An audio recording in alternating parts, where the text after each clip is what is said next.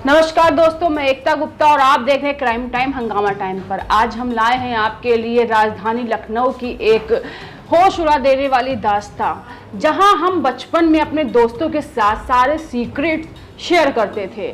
खाना पीना, चाहे अच्छे काम हो गलत काम हो, और कभी कभी हम लोग नाराज़गी में माता पिता से भी अपने दोस्त की शिकायत कर देते थे, लेकिन नाराज़गी के बाद हम फिर से गले मिलके दोस्ती को निभाते थे और फिर से शैतानियाँ करते थे, खेलते थे, कूदते थे। लेकिन वक्त बदलते बदलते बहुत कुछ बदल गया है। अब आज हम आपको लखनऊ की एक गुडम्बा गाँव की किस्सा बताने जहाँ दोस्त की शिकायत उसकी मम्मी से कर देगा, इतना कहना था एक 13 वर्षीय लड़के का कि उसने 15 वर्षीय उसके दोस्त ने उसका बेरहमी से कत्ल कर दिया। जी हाँ, ये उत्तर प्रदेश राजधानी लखनऊ का किस्सा है, गुडम्बा गांव का किस्सा है, जहां 13 वर्षीय एक लड़के ने कहा अपने दोस्त से, तुम सिगरेट पीते हो, तुम्हारी मम्मी से शिकायत कर दूंगा जाकर। इतने सी बात पे बौखला कर 15 वर्षीय उसके दोस्त ने उसकी निर्मम हत्या कर दी, उसके हाथों की नसें काट दी और एक सुनसान जगह जाके खंडर में पत्थरों के नीचे दबाकर उसके लाश को वहीं दफन कर दिया। और पुलिस की नजरों से भी बसता रहा ये खौफनाक कहानी आज हम आपको बताने जा रहे हैं उत्तर प्रदेश राजधानी लखनऊ की गुडम्बा गांव की, जहां दोस्त ने दोस्त की निर्मम हत्या कर दिया। नजर डालते क्राइम टाइम में इस क्राइम की इस कहानी पर एक नजर।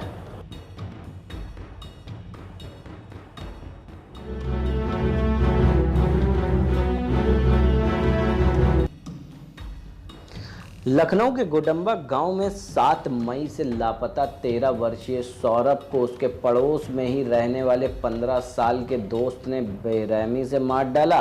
पहले उसका गला दबाया, फिर उसके दोनों हाथों की नसें काट दी। मौत होने के बाद उसके शव को खंडहर नुमा मकान में ईंटों के ढेर के नीचे दबा दिया। सौरभ का कसूर सिर्फ इतना था कि उसने आरोपी के सिगरेट पीने की शिकायत उसकी मम्मी से करने को कहा था। इसे लेकर दोनों में 2 बार झगड़ा भी हुआ था। गुडम्बा पुलिस ने सोमवार को आरोपी को गिरफ्तार कर खुलासा किया। शव बरामद कर लिया गया है। घटना के दिन ही सीसीटीवी फुटेज में आरोपी के साथ दिखने पर पुलिस ने उसे हिरासत में ले लिया था, पर पुलिस लापरवाह बनी रही और फौरी तौर पर पूछताछ कर उसे छोड़ दिया था। मूल रूप से बाराबंकी निवासी निरंकार गुडम्बा गांव स्थित कच्ची बस्ती में अपने परिवार के साथ रहते हैं। वे मजदूरी करते हैं और कभी कभी सब्जी भी बेचते हैं। निरंकार ने पुलिस को सूचना दी थी कि उनका बेटा सौरभ पड़ोसी लड़के के साथ 4000 रुपये लेकर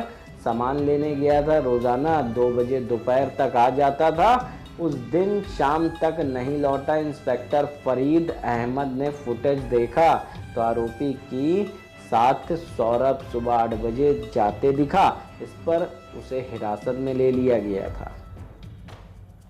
पुलिस ने आरोपी लड़के से कई बार पूछताछ की, लेकिन उसने कुछ नहीं उगला। पुलिस ने उसे 2 बार छोड़ा और फिर हिरासत में लिया। बताया जाता है कि एक सब इंस्पेक्टर का परिचय होने के कारण आरोपी से पुलिस ज़्यादा पूछताछ नहीं कर रही थी। यही वजह थी कि उसे निर्दोष मानकर छोड़ दिया गया था, जबकि परिवार वाले लगातार आरोप लगाते रहे कि आरोपी ने ही उनके बेटे को गायब किया है और कोई अनहोनी कर दी है, पर पुलिस ने तब भी नहीं सुनी। सौरभ के घर वाले बेटे को तलाश कर जब हार गए और कुछ नहीं पता चला तो उनका गुस्सा फूट पड़ा। सोमवार को निरंकार और कई अन्य मोहल्ले वाले गुडम्बा थाने पहुंच गए। इन लोगों ने पुलिस पर लापरवाही का आरोप लगाना शुरू कर दिया। इसके बाद ही पुलिस ने आरोपी को फिर हिरासत में लिया। मोहल्ले वालों ने कई सबूत दिए, जिसके बाद पुलिस ने आरोपी से सख्ती से पूछताछ की। इस पर वह टूट गया और कबूल किया कि सौरभ की हत्या उसी ने ही की है। उसने खंडहर नुमा मकान में शव छिपे होने की बात कही। इसके बाद पुलिस वहां पहुंची और शव बरामद हुआ। बेटे का शव देखकर निरंकार बेसुध हो गए। इंस्पेक्टर फरीद अहमद ने बताया कि आरोपी ने बताया कि घटना के दिन दोनों खंडहर नुमा मकान में गए थे, यहाँ मोबाइल पर गेम खेला। इस दौरान ही आरोपी ने सिगरेट पी तो सौरभ ने कहा यह गलत आदत है, इसकी शिकायत तुम्हारी मम्मी से करेंगे। इस पर आरोपी ने मोबाइल छीन लिया और उसे लगा कि शिकायत पर उसके घर पर पिटाई की जाएगी।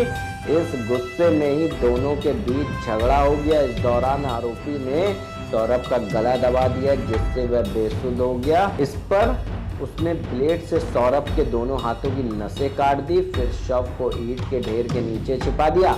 आरोपी को गिरफ्तार कर बाल सुधार गृह भेज दिया गया। हंगामा टाइम्स।